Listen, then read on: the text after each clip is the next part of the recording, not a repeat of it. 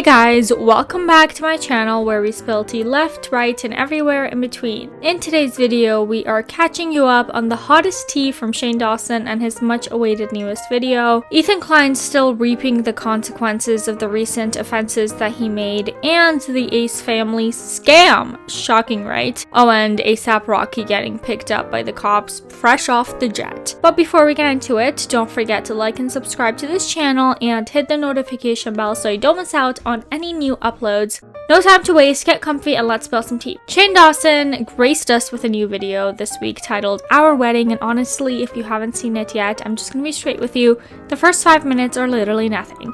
It's just over and over again, what am I doing, and distractions and laughing at nothing and being so quirky. This video was filmed a while ago. You might know this if you're still following Shane on Instagram, as he got in the hot tub fully dressed, and these pictures were posted over a month ago. They eventually kind of get into what the video might be about, and Shane has the realization that Ryland might think that he doesn't want to marry him, as it's been 3 years since their engagement. Let's talk about our wedding. Is that what today's video is? Did you? Maybe. Should we do that? I was joking. Should we get married? Ryland's whole family was in town when they were filming this, so they decided to do something fun while they're there visiting. The wedding thing seems to be the running theme, and they appear to be really considering doing it on camera for YouTube. I never wanted to be the type of YouTuber that would get married in a video. That seems awful. Especially a video that started with me having a breakdown in my jacuzzi. Lots of flashbacks and emotional bits throughout the video, and Shane even has a sit down with Ryland's mom and asks if he has her permission to marry Ryland. Yes, of course I do. Are we really gonna do it? I don't know. Is this stupid? Is this stupid?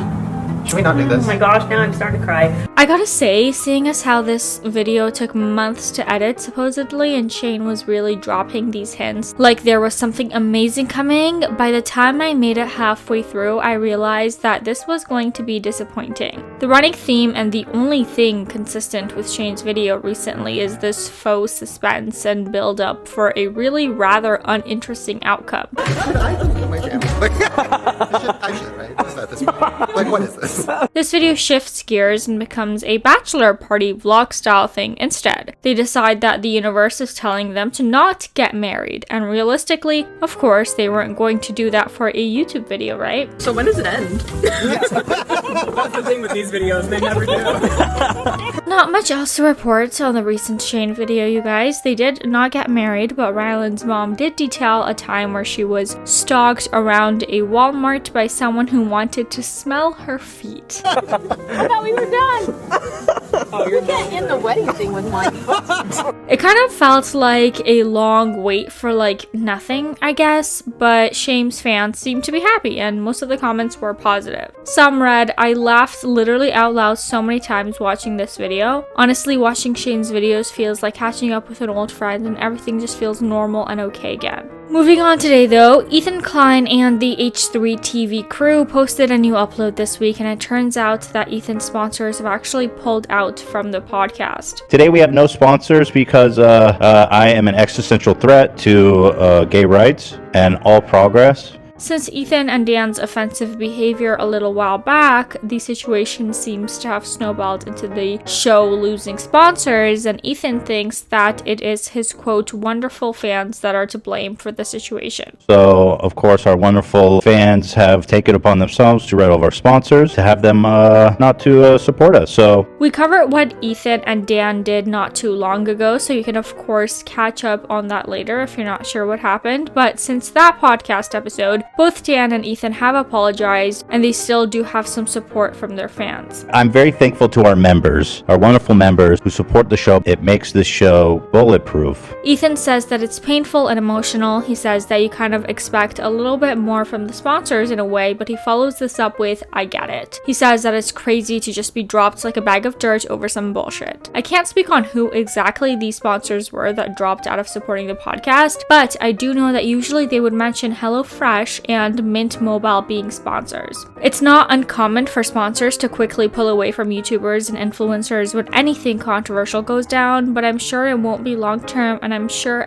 that the H3 team will be just fine. And since that upload, actually, they have since done a live stream for the Off the Rails podcast, and Honey is still sponsoring them. So not all is lost here then. Which reminds me, I have a coupon code for Honey, so make sure to check it out down below. And speaking of being just fine, remember how we talked about the Ace Fest tickets being sold out? Well, that was apparently not true in the slightest. YouTuber Matt Catster did a whole investigation basically on these Ace Fest tickets, and it's super impressive the way that he explains what happened. Now, what happens with the shopping cart is if there isn't the number of items that you're trying to buy, it will automatically reduce your cart number down to what is actually available. Okay. He explains that his friend added 1 million tickets to her cart when these tickets went on sale. What it showed her was for the $4.99 pass, the family VIP pass, there were only 7,904 tickets available at $9.22. She repeated this with the other tickets that were on sale, and the cart showed that about 3,900 tickets were available at that time. They really just have speculation to go off of when it comes to how many tickets were originally available, but they reckon about 12,000 tickets total in both categories were available from the start of the sale. A full,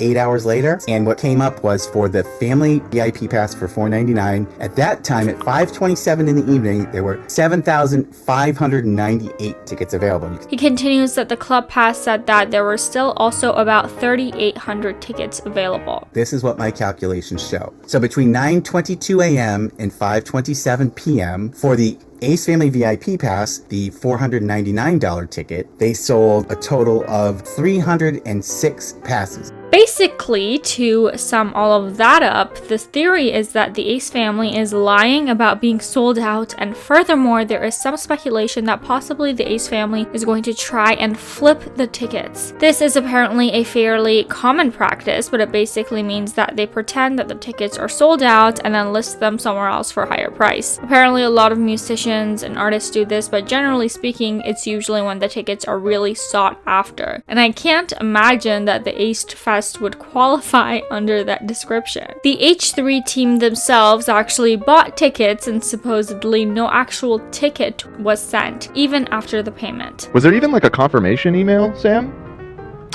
She said that she got like a receipt. All we got was a receipt. We got receipt. Yeah. There was no like delivery of the tickets, and they didn't ask for shipping address or anything. The H3 team also speculates that possibly the event might get cancelled due to the low ticket sales. The Ace Fest site brags about having wildlife and rides and all kinds of stuff, which isn't cheap, so likely they need a lot more in sales coming through to even pull this off. And with the wedding coming up, yeah, they're really gonna need some magic to pull this one off. But of course, we will be keeping an eye out for this situation, and if you got tickets, we're praying for you. Now let's move on to talk about ASAP Rocky getting arrested this Wednesday and what happened there. Recently, ASAP Rocky and Rihanna have been in the headlines after the cheating scandal was leaked, which turned out to be false, but they are back again as ASAP Rocky was picked up by police after leaving the airport. ASAP Rocky flew into LAX from Barbados via private jet and was apprehended by officers on Wednesday morning. According to TMZ, the arrest was due to an alleged shooting, the arrest for assault with a deadly weapon. Apparently, back in November, ASAP Rocky shot at a victim 3 to 4 times, causing a very minor injury. Currently, this is all alleged, but ASAP is meant to know this victim. He was apparently taken into the Los Angeles Police Department headquarters for questioning, and since then, police officers completed a check of ASAP Rocky's house, eventually leaving with a box of possible evidence. That's all the information on that situation currently, but we will keep you guys updated as the story develops, and hopefully Rihanna is taking it easy and is trying not to stress out too much. But that is going to be it for today's video, you guys. Thank you so much for watching. Don't forget to give this video a thumbs up and subscribe to the channel. Hit that notification bell so you don't miss out on any new tea. And for now, here is some eye bleach.